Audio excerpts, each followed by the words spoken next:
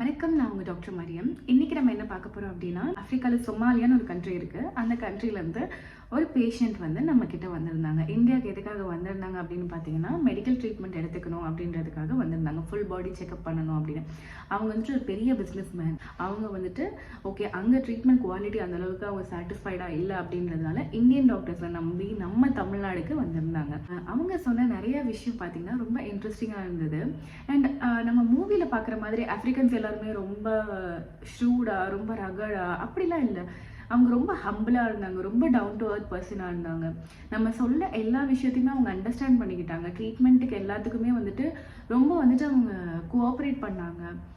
நமக்கு வந்துட்டு மூவியில் காட்டுற ஆஃப்ரிக்கன்ஸ் எல்லாருமே பார்த்தோன்னா ரொம்ப வில்லன் மாதிரி காட்டுவாங்க. அவங்க உண்மையாகவே ஆஃப்ரிக்கன்ஸ் எல்லாருமே அவ்வளோ ஒரு ஹம்பிளான ஒரு பர்சன்ஸாக இருந்தாங்க அப்படின்றது எனக்கு அவங்கள பார்த்து தான் தெரிஞ்சுது.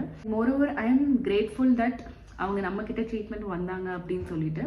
அவங்களுக்கு நம்ம என்ன ட்ரீட்மெண்ட் பண்ணோம் அப்படின்னா, அவங்களுக்கு வாயில் வந்து பார்த்தீங்கன்னா பல் எல்லாமே கொஞ்சம் வீக்காக இருந்தது. ஏன் வீக்காக இருந்தது அப்படின்னு கேட்கும்போது அவங்க சொல்கிறாங்க, அவங்க ப்ரஷிங் வந்து பண்ணதே கிடையாதான். அவங்களோட ஏஜ் பார்த்தீங்கன்னா ஒரு 60 இயர்ஸ் இருக்கும். அந்த 60 இயர்ஸ் வரைக்கும் அவங்க குச்சியில் தான் பல் விளக்கிட்டு இருந்தாங்களாம்.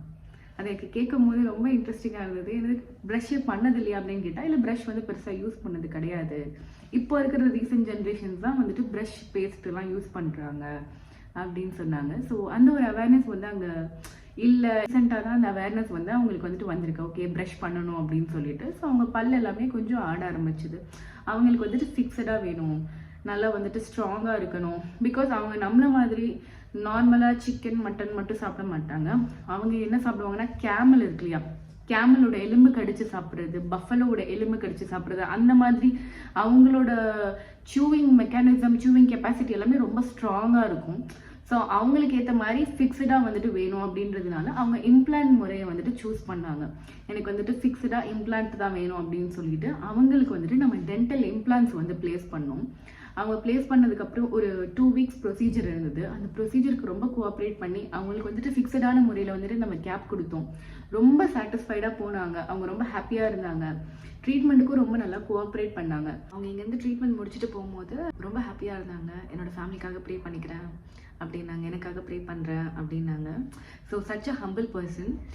நம்ம எக்ஸ்பெக்ட் பண்ணுற ஆஃப்ரிக்கன்ஸ் உண்மையாகவே ஆஃப்ரிக்கன்ஸ் கிடையாது. ஸோ பீப்புளை வந்துட்டு நம்ம மூவி பார்த்து ஜட்ஜ் பண்ணக்கூடாது அப்படின்றது எனக்கு அவங்கள பார்த்ததுக்கு அப்புறம் தான் தெரிஞ்சுது.